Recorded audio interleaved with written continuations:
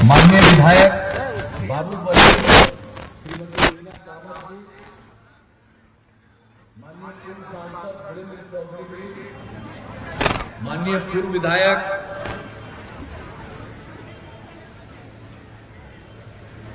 श्री वशिष्ठ सिंह जी, माननीय पूर्व विधान पार्षद श्री विनोद सिंह जी, जिलाध्यक्ष राष्ट्रीय लोक मोर्चा मधुबनी के श्री रंजीत कामत जी,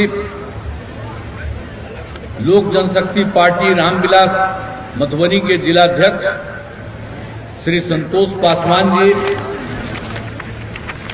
भारतीय जनता पार्टी के नेतागण श्री वारिसलाल भारती जी, श्रीमती लक्ष्मी देवी जी, श्री विष्णु चौधरी जी, श्री ललित तिवारी जी, जनता दल यू के नेतागण श्रीमती भारती मेहता जी, श्री राजदेव सिंह कुशवाहा जी, श्री अंजीत चौधरी जी, श्री कारी ठाकुर जी, श्री राम प्रवेश पासवान जी, श्री अरविंद पासवान जी, जनाब अब्दुल कयूम अंसारी साहब, श्री विनय झा जी, श्रीमती उषा कुशवाहा जी, श्री बलराज सहनी जी, श्री प्रवीण मंडल जी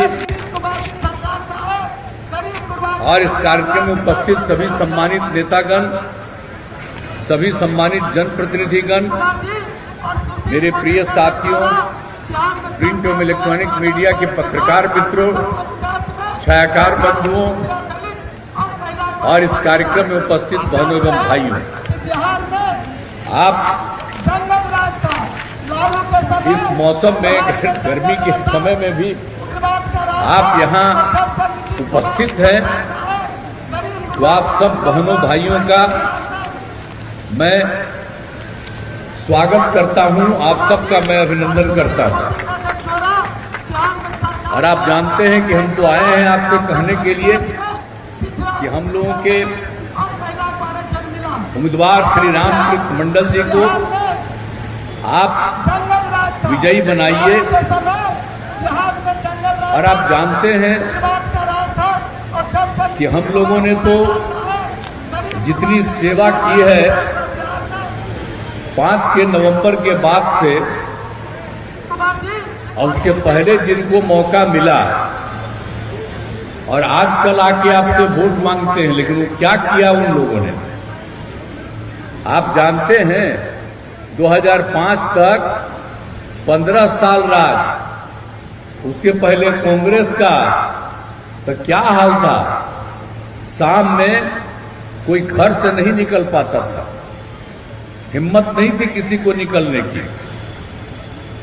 और क्या हाल था, पढ़ाई का कोई हाल नहीं था, बहुत कम बच्चे पढ़ते थे, और स्वास्थ्य व्यवस्था ठीक नहीं थी, बहुत खराब थी, और कहीं भी सड़क नहीं था, पुल पुलिया नहीं था, तो उसी के चलते, और कहीं भी बिजली भी नहीं था, तो क्या हाल था लोगों का। और उसके बाद आपस में कितना विवाद होता था, हिंदू मुस्लिम का झगड़ा कितना होता था। आजकल लोग मुस्लिम का वोट लेने के चक्कर में पड़े हुए हैं। हम तो मुस्लिम समुदाय के लोगों को याद करा देंगे कि इन लोगों का राज था, तो आप लोगों का क्या हाल था, कितना ज्यादा झंझट होता था।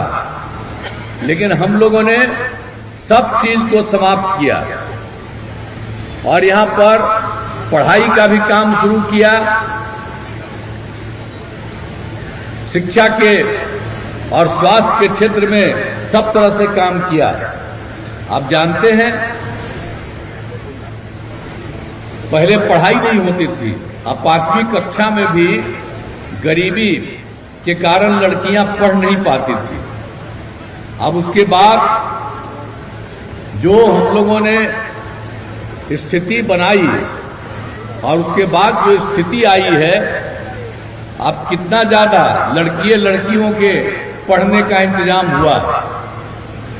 लड़कियों के लिए पहले पोशाक योजना, फिर लड़कों के लिए भी पोशाक योजना, और फिर 9वीं कक्षा में लड़कियों के लिए हम लोगों ने साइकिल योजना, और उसके बाद लड़कों ने भी हमसे मांग किया तो उसके 2 साल के बाद हमने लड़कों के लिए भी साइकिल योजना। अब बताइए कोई साइकिल में चलता था जी? अब बच्चियां ना साइकिल पर चलने लगती थी, कितना बढ़िया रहता था, लड़की साइकिल पर चलती थी, अपने घर के माता पिता को भी लेकर के जाती थी। तो आप सोचिए ये कौन काम करवाया? तो एक एक काम हम लोगों ने करवाया, और सब तरह से पढ़ाई की कितनी इच्छा हो गई लोगों की, और सब तरह से आप समझते हैं कि हर पंचायत में हमने उच्च माध्यमिक विद्यालय का निर्माण करा दिया। अब हर तरह से आप लड़कियां जो इंटर पास करती हैं उसको 25,000 रुपया हम देते हैं, और स्नातक पास करती है तो उनको 50,000 रुपया सरकार की तरफ से देते हैं। तो कितना ज्यादा सब लड़कियों के लिए करते हैं, तब भूलिएगा मत, सब काम किया। और लड़कियों के लिए कितना काम किया गया हम लोगों ने। सबसे पहले जो पंचायत का चुनाव हम लोगों ने क्या किया, 5 में आए थे, 6 में हमने पंचायत का चुनाव शुरू कराया। तो महिलाओं के लिए 50% का, और 7 से नगर निकायों का हुआ, उसमें भी महिलाओं के लिए 50%। अब उसके बाद जो दूसरे राज्य के लोग आकर के देखने लगे कितना ज्यादा महिलाओं को मिला, तो कई राज्यों ने भी इसको अपनाया। तो आप समझ लीजिए यहीं पर से एक एक चीज के लिए, सबके लिए काम करना शुरू किया। महिलाओं के लिए एक एक तरह से काम हम लोगों ने करना शुरू किया। तो याद रखिए, पहले ये लोग कोई काम नहीं करते थे, और सब जगह हम लोगों ने काम करना शुरू किया। और पढ़ाई का भी जो काम होता था वो तो एक एक तरह से चीज हुआ, जैसा कि हमने आपको बताया उच्च माध्यमिक विद्यालय का भी। और आपको ये भी हम बता दें कि अब जो है, एक बार हमने ये भी अध्ययन कराया, जो हमने देखा कि प्रजनन दर क्या है। तो यहां पर तो प्रजनन दर बहुत बुरा हाल में था ही नहीं यहां पर ज्यादा, लेकिन हमने एक देश भर के बारे में अध्ययन किया कि अगर पति पत्नी में पत्नी मैट्रिक पास है तो उस परिवार का प्रजनन दर 2, और पति पत्नी में पत्नी इंटर पास है तो प्रजनन दर बाहर का निकला 1.7। हमने बिहार में भी शुरू कराया। और जब पति पत्नी में पत्नी मैट्रिक पास, तो प्रजनन दर यहां भी 2 निकलने लगा हमको। और अगर इंटर पास की कोई महिला पति पत्नी में, तो प्रजनन दर 1.6। तो इसको मुझको बड़ी खुशी हुई। अब इसके लिए जो सारा काम करना हमने शुरू कराया, यानी लड़कियों की पढ़ाई हो जाएगी, सब खूब पढ़ेगी, तो कितना अच्छा काम होगा। और उसके चलते अब क्या स्थिति थी, जब 5 में हम लोग आए थे तो क्या हालत था, 2005 का प्रजनन दर 4.3 था। अब 1.5 साल पहले प्रजनन दर हो गया है 2.9, और सर्वे हो रहा है। आप समझिए कि अब 2.9 से भी कम। तो हम लोगों की तो इच्छा थी, इसी के लिए लगे हुए हैं कि फिर यहाँ का भी प्रजनन दर 2 पर पहुंच जाए। तो इस तरह से एक एक काम हम लोग करवाए हैं, आप भूलिए मत। अब बात यह है कि जितना काम पहले कराया गया, अब जो पुरानी चीजों को लोग बोलिए ना, हम लोग काम शुरू किए 18 साल पहले। तो आजकल जो लड़का पैदा हुआ है, लड़की पैदा हुआ, अब बाद में बहुत लोगों को याद नहीं रहता, ठीक नहीं है। हम तो कहेंगे कि सबको याद करवा दीजिए पहले क्या बुरा हाल था और अब क्या स्थिति हुई है। इसलिए सब चीज को याद रखिए। इसलिए जब ये लोग आएंगे तो क्या हालत हो गया, तो आप समझ रहे हैं कि अब जो 4.3 था, तब प्रजनन दर घट करके 2.9 जो भी हमने आपको बताया ये और नीचे चला जाएगा। तो ये हम लोग सब काम कर रहे हैं। अब आप जान लीजिए कि आप सब जानते हैं इलाज कराते थे जी, 1 महीना में प्राथमिक स्वास्थ्य केंद्र में 29 मरीज आते थे, यानी एक दिन में 1 या किसी दिन 2। अब उसको देख करके मुझको इतना बुरा लगा, हमने इसी के लिए शुरू कर दिया हमने 6 से। अब हालत क्या हो गया है आपको पता है। अब आप समझ लीजिए कि हर महीने 11,000 लोग आ रहे हैं, मरीज आ रहे हैं इलाज के लिए। तो याद कराइएगा, हम लोग जो काम कर रहे हैं अगर इसको छोड़ के दूसरों को दीजिएगा तब फिर वो लोग अपना काम करेगा, हर चीज बर्बाद हो जाएगा। और याद करिएगा ये लोग क्या करता है, अपने हटा तब बेटी को बना दिया। अब आजकल बेटी पत्नी को बना दिया, अब बेटी मैंने पत्नी को बनवा दिया। और उसके बाद जो हुआ तो कितना ज्यादा बेटा बेटी हुआ। तो इसके बाद आप सोच लीजिए कई गो बेटी को बनवा रहा है, 2 गो बेटा को बनवा रहा है। आप बताइए, हम लोग इतने दिन से काम करते हैं, आप यहाँ पर बैठे हुए हैं, कोई अपना बेटा बेटी को कर रहा है जी। हमारे लिए पूरा बिहार एक परिवार है और आप सब हमारे परिवार के हैं और लोग अपना अपना धंधा करता है। आप बताइए ना, हम लोग जो एक साथ काम कर रहे हैं, आप समझ लीजिए कि तो हम लोग तो एक जगह से जो भी काम कर रहे हैं, तो हम लोगों में यहाँ पर जो कुछ भी है तो कहीं से भी हम लोग इस तरह से काम नहीं करते। अब आप समझ लीजिए एक एक तरह से जो काम हो रहा है, हर तरह से हम लोगों ने किया है। न्याय के साथ विकास का भी काम। हम मुस्लिम वाले में जो ये लोग धंधा किए थे, कुछ नहीं करते थे। आप जानते हैं कि मदरसों का भी लोग ध्यान नहीं देते थे, कितना लोग परेशान रहता था। तो हमने तो मदरसों का भी सब काम करना शुरू कर दिया ना जी। अब जो भी शिक्षकों को सरकारी, उनके शिक्षकों को भी जो सरकारी शिक्षक हैं उसी के बराबर उनको हम लोग दे रहे हैं, वेतन दे रहे हैं। तो हम लोगों ने ये किया। अब फिर कितना ज्यादा होता था हिंदू मुस्लिम का झगड़ा। आज जानते ही थे ना, कब्रिस्तान का घेराबंदी होता था, हिंदू मुस्लिम का इलाका था, उसमें बीच में कब्रिस्तान रहता था, वहीं बहुत झंझट हो जाता था लोगों का। तो हम जब आए तो 6 से जो हमने पता करके कर लिया कि 8,000 से ज्यादा ऐसा है जिसको करना चाहिए, तो हमने 8,000 से ज्यादा कर दिया। अब उसके बाद 1,000 का और ज्यादा हमने तय कर दिया, अब वो भी हम लोग कर रहे हैं। तो तेजी से एक एक काम किए हैं, तब मुस्लिम लोगों को याद रखना चाहिए।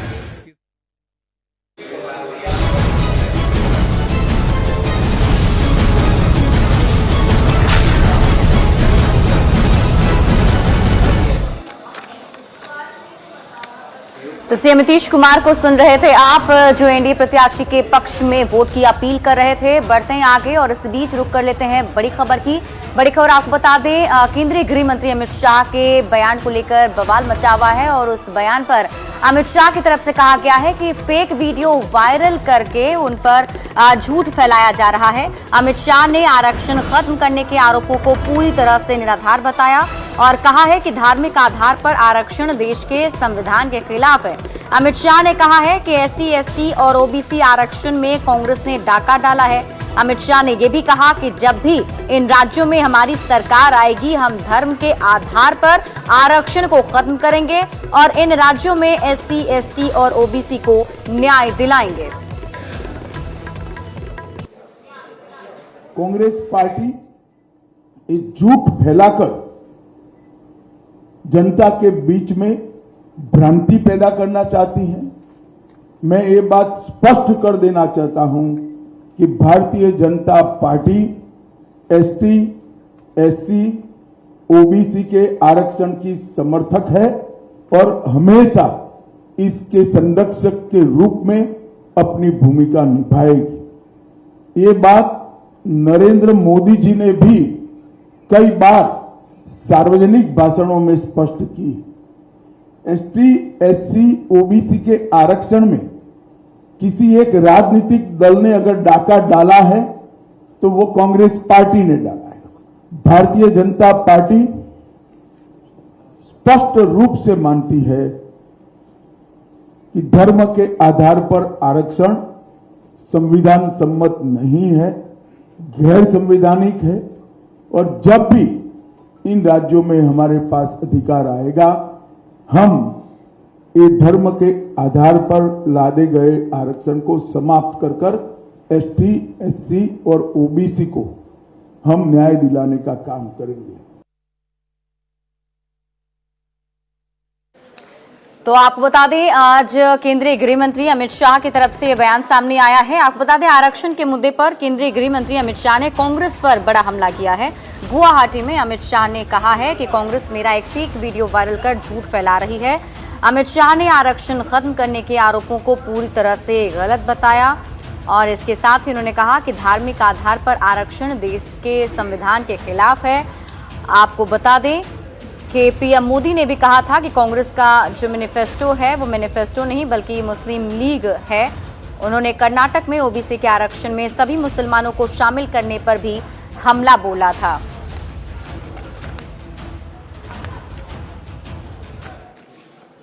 वहीं कर्नाटक में ओबीसी आरक्षण पर चिराग पासवान ने भी हमला बोला है। चिराग पासवान की तरफ से कहा गया है कि धर्म के आधार पर आरक्षण देने का काम कांग्रेस कर रही है। क्या कुछ उन्होंने कहा है, आपको दिखाते हैं। डॉक्टर बाबा साहेब भीमराव अंबेडकर जी का संविधान स्पष्ट तौर से कहता है, जिस संविधान को डराने का ये लोग बार बार प्रयास करते हैं, जिसको लेकर कि संविधान को समाप्त कर दिया जाएगा, उस संविधान में स्पष्ट तौर से ये बात कही गई है कि धर्म के आधार पर, किसी रिलीजन के आधार पर कोई रिजर्वेशन नहीं हो सकता। ऐसे में कर्नाटक जैसे राज्यों में जिस तरीके से ओबीसीज का रिजर्वेशन छीनकर धर्म के आधार पर दूसरे लोगों को दिया जा रहा है, ये वही कांग्रेस और उनके सहयोगियों की सोच है, जिसमें वो धीरे धीरे आरक्षण को समाप्त कर और किसी एक धर्म विशेष को आगे बढ़ाने का ये लोग सोच रख रहे हैं।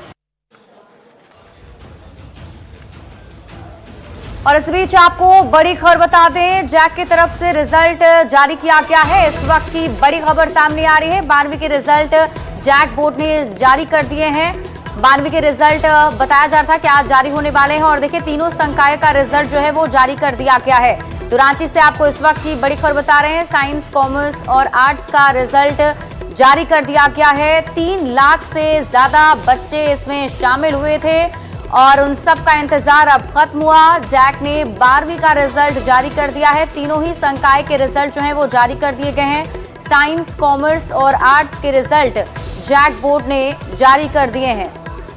तो जिन परीक्षार्थियों ने 12वीं के एग्जाम दिए थे उनका इंतजार अब खत्म हो गया है। तीनों संकाय का रिजल्ट जैक बोर्ड ने जारी कर दिया है। साइंस, कॉमर्स और आर्ट्स का रिजल्ट जारी हो गया है। आपको बता दें करीब 3 लाख से ज्यादा बच्चे इसमें शामिल हुए थे।